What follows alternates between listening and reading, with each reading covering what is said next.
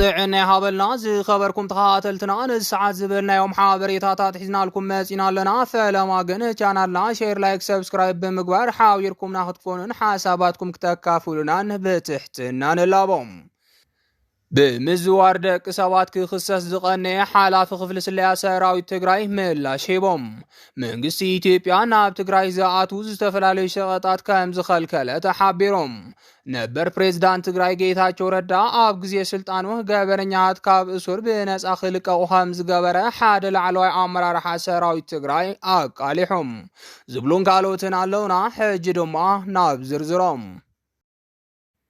መንግስቲ ኢትዮጵያ ናብ ትግራይ ዝኣትዉ ዝተፈላለዩ ሸቐጣት ከም ዝኸልከለ ተሓቢሮም እቲ ብቦርድ መረፃ ኢትዮጵያ ዝተኣገደ ሕወሓትን መንግስት ፌደራል ኣብዚ ሕጂ ሰዓት ርክቦም እንዳሓርፈፈ ይኸድ ከም ዘሎ ዝፍለጥ እዮም ብኣንጻሩ ድማ ሕወሓት ምስቲ ኣብ ግዜ ጆኖሳይዳል ኩናት ትግራይ ኣብ ጎኒ መንግስት ፌደራል ኮይኑ ንትግራይ ዝወግአ ሻዕብያ ሓዱሽ ርክብ ከም ዝጀመረ ክንገር ፀኒሖም እዚ ጽምዶ ዝተባሃለ ኣብ መንጎ ሕወሓትን ሻዕብያን ዝተጀመረ ዝምድና ሲዒቡ ድማ እቲ ኣብቲ ከባቢ ዘሎ ፖለቲካዊ ወጥሪ ክሕይል ከም ዝገበሮ ምሁራት ይገልጾም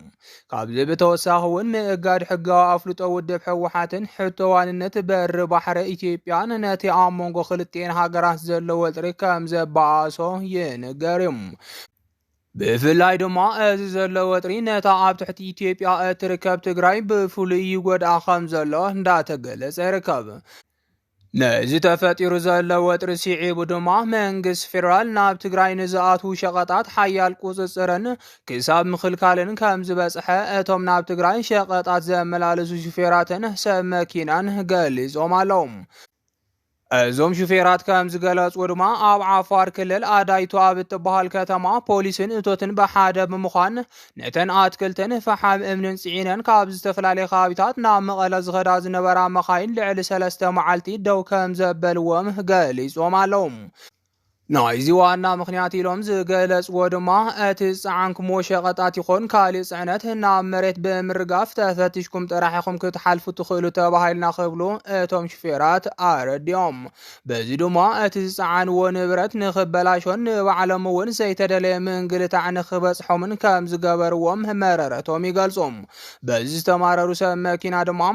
መብዛሕትኦም ኣራጊፎም ንምፅዓን ዝኸውን ናይ ሰብ ሓይሊ ስለ ዘይብሎም እቲ ናብ ትግራይ ተሓሲቡ ዝነበረ ሸቐጣ ሸቐጥ ንድሕሪት ይምለስ ከም ዘሎ እንዳተገለጸ ይርከብ እዞም ነዚ ተግባር ዝፍጽሙ ዘለው ድማ ፖሊስ ክልል ዓፋርን ቢሮ እቶት እቲ ክልልን እንትኾኑም እዚ ትእዛዝ ግን ካብ መንግስት ፌደራል ብላዕሊ ዝወረደ ከም ዝኾነ እዩ ብዙሓት ዝገልጾም ኣብቲ ጆኖሳይዳል ኩናት ትግራይ መንግስቲ ዓፋር ዕጡቓቱ ብምውፋር ናብ ትግራይ ሓንቲ ዳቦ እውን ኣይተኣቱን ብምባል ረድኤት ምግብን መድሓኒትን ከይኣቱ ከም ዝገበረ ዝዝከር እዩ እዚ ናይ ሕጂ ተግባር እውን ብላዕለዋይ በኣፍልጦ መንግስት ፌደራል ዝፍጸም ዘሎ ኮይኑም ዋና ዓላምኡ ድማ ኣብ ትግራይ ኢኮኖሚያዊ ቅልውላው ብምፍጣር ስነ ልቦና ህዝቢ ትግራይ ንምጉዳእ ተባሂሉ ከም ዝኾነ ብዙሓት ተጋሩ ይገልጾም ብምዝዋር ደቂ ሰባት ክኽሰስ ዝቐነየ ሓላፊ ክፍሊ ስለያ ሰራዊት ትግራይ ምላሽ ሂቦም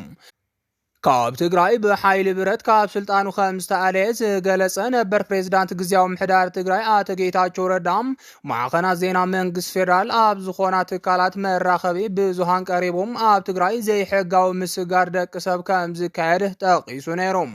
ነቲ ተግባር ዝመርሖ ድማ ኣብ ሓይልታት ትግራይ ሓላፊ ወተሃደራዊ ስለያ ኮሎኔል ተወልደ ገብረትንሳይ ከም ዝኾነ ብሽም ጠቂሱ ተዛሪቦም ምስ ዝተኣሳሲሩ እውን ኣብ ትሕቲ ቤት ጽሕፈቱ ዝተጣየሸት ሓይሊ ዕማም ዘቕረበቶም 66 ገጽ ዘለዎ ሰነድ ኣብ ማሕበራዊ መራኸቢታት ክዘዋወር ቀኒዮም ኣብቲ ዝተዘርግሐ ሰነድ ንኮሎኔል ተወልደ ዕንበብ ሓዊሱ ካልኦት ልዕሊ 12 ሰባት ኣብ ዘይሕጋዊ ዝውውር ደቂ ሰብ ከም ዝተሳተፉ ዝጠቐሰ ኮይኖም እቲ ኣብ ከይዲ ዝነበረ ሚስጥራዊ ሰነድ ብኣቶ ጌታቸው ረዳ ኣቢሉ ከም ዝተበተነ ምቅልሑ ስዒቦም ቤት ጽሕፈት ፕሬዝዳንት ታደሰ ወረደ ድማ ነቲ ተግባር ዝኹድን መግለጺ ኣውፅዮም ቤት ጽሕፈት ፕሬዝዳንት ግዝያዊ ምሕዳር ትግራይ ኣብ ዝሓለፈ ሰሙን ንኣቶ ጌታቸው ረዳ ጠቒሱ ኣብ ዘውፅኦ መግለጺ ጌታቸው ፕሬዝዳንት ኣብ ዝነበረሉ ግዜ ተጀሚሩ ግን ድማ ናብ መስርሕ ፍትሒ ዘይተሰጋገረን ናብ ካሊእ ቅዳሕ ዘይተገበረን ውዱእ ሰነድ ናብ ማሕበራዊ ሚድያ ክዝርጋሕ ምግባሩ ኢስነ ምግባራዊ ይኽብል ገሊጽዎ እዩ ቢሮ ሰላምን ጸጥታን ትግራይ ውን በተመሃሳሊ አቶ ጌታቸው ረዳ አፋና ቀሪቡ ዝሃቦ ቃለ ምሕተት ኮነ ተባሂሉ ሽም አዘዝተ ሓይልታት ትግራይ ንምጽላም ዝተገበረ ከም ዝኾነ ብምግላጽ ተቃዊምዎ እዮም። ቅድሚ ሓደ ወርሒ ኣብ ቤት ጽሕፈት ቀዳማይ ሚኒስትር ኢትዮጵያ ኣማኻሪ ጉዳያት ምብራቕ ኣፍሪካ ኮይኑ ዝተሸመ ኣቶ ጌታቸው ረዳ ግን ነቲ ሓይሊ ዕማም ተጻርዩ ዝቐረበ ሰነድ ከፈጽም ድሌት ዘለዎ መሪሕነት ስለ ዘይነበረም ናብ ካልእ ዝምልከቶ ኣካል ኣሕሊፉ ከም ዝሃቦ ሊጽዮም ቢቢሲ ነቲ በአቶ ጌታቸው ረዳ ኢሉውን በኃይል ዕማም ፕሬዝዳንት ግዚያው ምምሕዳር ትግራይ ዝተዳለወ ሰነድ ሽሙ ብተደጋጋሚ ተላዒሉ ዝኽሰስ ዘሎም ሓላፍ ወተሃደራዊ ስልያ ሰራዊት ትግራይ ኮሎኔል ተወልደ ዕንበብ ብዛዕባ እዚ ጉዳይ ዘዘራረቦ ኮይኖም ከም ዝስዕብ ክብል ድማ ምላሽ ይበሎም። ኣብ ከምዚ ዝበለ ዘይሕጋዊ ተግባር ክሳተፍ ዘኽእል ስነ ምግባር ኮነ ስብእና የብለይን ዝበለ እቲ ኮሎኔል ኣነ ጥራሕ ዘይኮንኩስ እቶም ኣስማቶም ኣብቲ ሰነድ ተጠቒሶም ዘለዉ ኣብ ትሕተይ ዝሰርሑ ሰባት እውን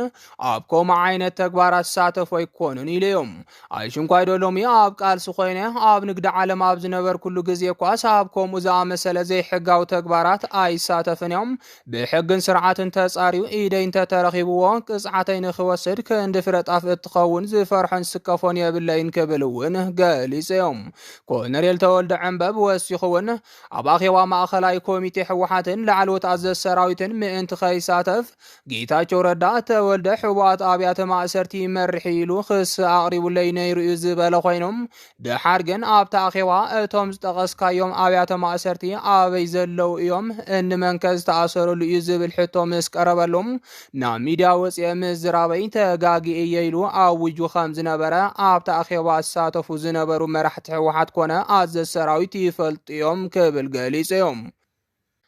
ብተወሳኺ እውን ኣነ ዝመርሖ ክፍሊ ካብ ዝተፈላለዩ ከባቢታት ኢትዮጵያ መጺኦም ብዘይ ሕጋዊ መንገዲ ኣብ ትግራይ ዕጥቂ ዝገዝኡ ሰባት ምስ ዕጥቆምን ኤግዚቢቶምን ረኺቦም ንፖሊስ ንዓ ተረከበና ኢሉ ኣብ ትሕቲ ቀይዲ ዘእተዎም ሰባት ነይሮም። ምስዞም ገበረኛታት ናይ ጥቕሚ ሽርክና ዝነበሮም ሰባት ሽዑ ጫው ኢሎም ንጌታቸው እውን ናብ ሚድያ ወፂኻ ሕቡእ ቤት ማእሰርቲ ከም ዘሎ ተዛረበልና ኢሎም ሓቲቶሞም። ጌታቸው ረዳ ኣብ ሚድያ ቀሪቡ ምስ ተዛረበም እቶም ኣብ ዘይ ሕጋዊ ናይ ዕጥቂ ንግዲ ዝሳተፉ ሰባት ንጽባሓይቱ ተፈቲሖም እዮም ክብል ገሊጾም። እቶም ሰባት ተኣሲሮምሉ ዝነበሩ ቤት ማእሰርቲ ግን ቢሮ ፍትሒ ኣብ ዝፈልጦ ቤት ማእሰርቲ እዩ ነይሩ ክብል ድማ ወሲኹ ሓቢሩሎም። ብተወሳኺ እውን ኮሎኔል ተወልደ ዕንበብ ኣብዚ ሕጂ ሰዓት ቤተሰቡ ንምጥያቕ ካብ ኢትዮጵያ ወፃኢ ከም ዘሎ ንቢቢሲ ሓቢሮም። ዝኸበርኩም ተኸታተልትና ነዚ ሰዓት ዝበልናዮም ሓበሬታታት ነዚኦም ይመስሉ ነይሮም። ንምክትታልኩም ካብ ልቢ ነመስግን።